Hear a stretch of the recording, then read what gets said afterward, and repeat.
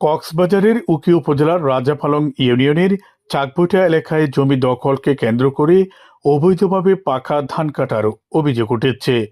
সরেজমিনে ঘটনাস্থলে গেলেই স্থানীয়দের সাথে কথা বলে জানা যায়, মায়ের ওয়ারিশ সূত্রে পাওয়া প্রায় 100 কড়া জমির ধান মঙ্গলবার সকালে জোরপূর্বক কেটে নিয়ে যায় একই এলাকার একটি প্রভাবশালী দল।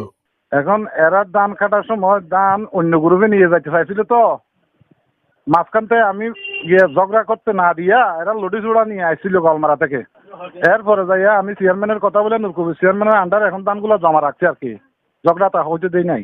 এমনি জায়গার প্রকৃত মালিক কারা এটা আপনার জানা মতো? জায়গার আমার জানা মতো জায়গার প্রকৃত মালিক ভবিষ্যৎ সাইফুল রশিদ, এরা আর কি, এরা মার মিরাজি জায়গা আর কি। ভুক্তভোগী পরিবারের সাথে কথা বললে জানা যায়, ধান কাটার সময় বাধা দিতে গেলে তাদের প্রাণনাশের হুমকি দেওয়া হয়। আমার নাম রশিদ আহমদ, পিতা মকবুল আহমদ, গ্রাম চাকবুটা, 4 নম্বর রাজাপালং, উকিয়া উপজেলা। আমি একজন ব্যবসায়ী। আমি বাসায় ঘুমাইছিলাম, হঠাৎ করে একজন ফোন করে বলছে যে আমার শ্বাসের ধান কাটে নিয়ে যাইতেছে। ওখানে আসি দেখি 50-60 লোক নিয়ে ধান কাটতেছে।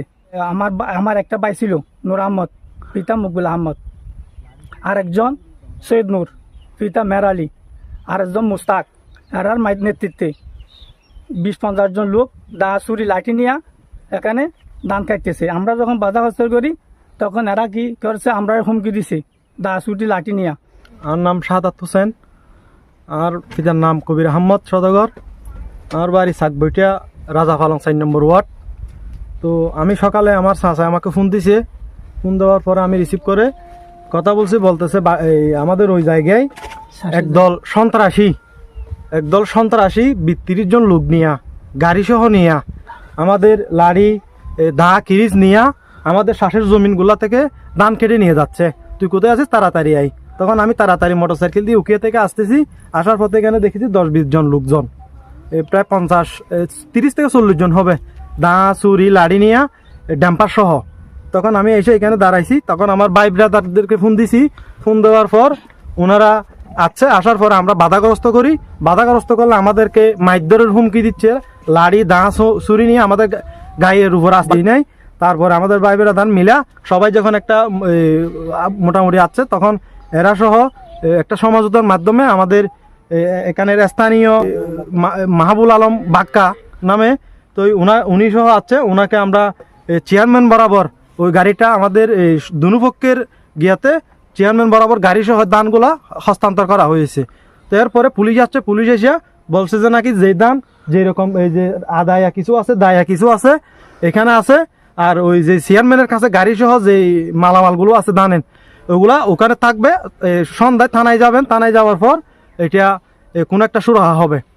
মাই শহীদুল আমি তো আরে ওই মানে আর মামা রশিদ আহমদ মামা দান হাঁড়ি দুধ ফেটেছে। তো আর 2 জন লোক দান হাঁটতে আইসা পর দেখি যে ওই তারা লোকজন নিয়ে আর মাইদের করি বা মানে উঠে ফেলেছে দান ফোটাতে। তো ওই বাদ বাকি দান তারা গাড়ি তুলে ফেলে। অভিযোগ রয়েছে, দীর্ঘদিন ধরে এই জমিটি দখলের চেষ্টা চালিয়ে আসছিল একটি সংঘবদ্ধ গ্রুপ।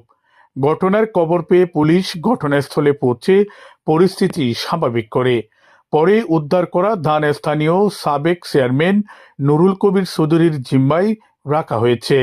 এ ঘটনায় ইতিমধ্যে রশিদ আহমেদ বাদী হয়ে উখিয়া থানায় অভিযোগ দায়ের করেছেন।